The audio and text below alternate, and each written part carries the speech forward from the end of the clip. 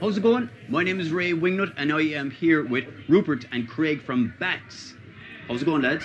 Great. How are you? Good. All right. Listen, I think you deserve an awful lot of credit in the sense that you've always showed a lot of ambition, especially in some of the people that you worked with, I think, you know what I mean? Like, I know that you went to the US at one stage. Salem, to work with Kurt Ballou. Kurt Ballou, yeah. And then you had another producer. So Kurt Ballou, he's from the band Converge.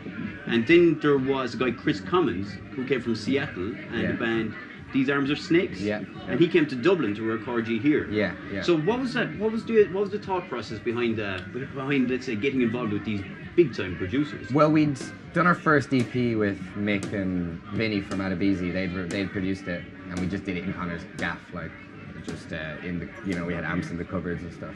That was great because it was a great learning process. But when we came to do our first full length, we thought we really wanted to get someone that was a good producer of heavy music, and we weren't sure there was anyone in particular in Ireland that could get that amazing heavy sound that we wanted. And also we just wanted to go to Salem and have a holiday, and just because it was an experience, and you do it in a different environment, it totally feeds in. And we felt like it was just kind of perfect because Kurt's studio was in Salem, Massachusetts, and Bats is all about science versus superstition, so to go to the town where they just murdered a load of people for no reason seemed applicable, and we ended up writing a song about the Salem witch hunts just before we went over there, and it was an amazing experience. Just like a bit about the themes and stuff like that, you know what I mean? Now, of course, bats are just inextricably associated with science and stuff like that, you know what I mean? It's a thing that you deal a lot with in the band. Was that right from the very start that it was just that this philosophy is part of what you do, or what was the deal there?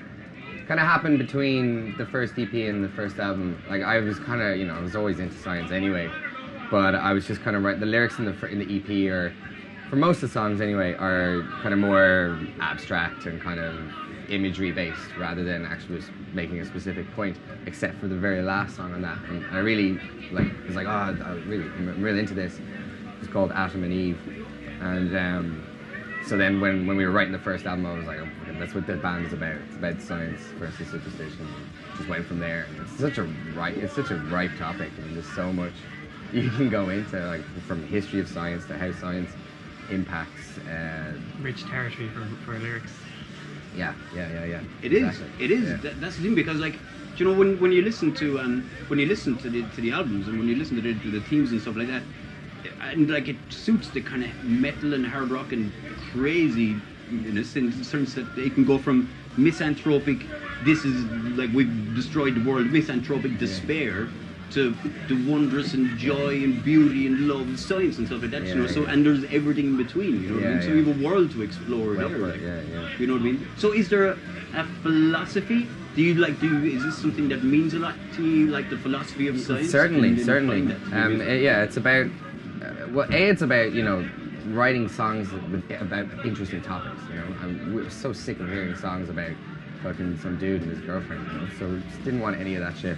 And also, I feel very strongly it's important in this day and age to promote science, because a lot of magical thinking is taking over a lot of people, and it could end. There's a lot of power that science gives us, and most people are ignorant of where that power comes from, and that's a recipe for disaster, I think. So any way to promote science and get people interested, especially young kids, interested in science, I think is really important. So I kind of feel like, doing my part that way by doing it. But I'm just going to backtrack slightly a bit, Craig, because one thing I should have asked, after we talked about the last two collaborators that you worked with in terms of producers, now that you got the third album coming down the line, do you think that maybe that there are producers in Ireland now that could capture Bats' sound, or are you going to look further afield? What's the plan for recording the new album? Well, yeah, we haven't discussed it. There's been a few ideas thrown around, regarding producers in Ireland. Honestly, I don't know. We need to kind of look into it, but I think at the moment we're still kind of looking maybe abroad again. I know, like it would be nice. Like I like keeping things in house with Ireland and like having Irish people work on things. There's plus and minus for that too. But like again, you know, it could be a situation where we bring someone over here and we record it here in an Irish studio or in Dublin or something. But yeah, I guess we haven't really decided yet. You know, it's early stages. That's brilliant stuff. Cheers, man. Max, great to talk to you. I'm really looking forward to the new album. Great. Stuff. Cheers. Thanks a lot. Great.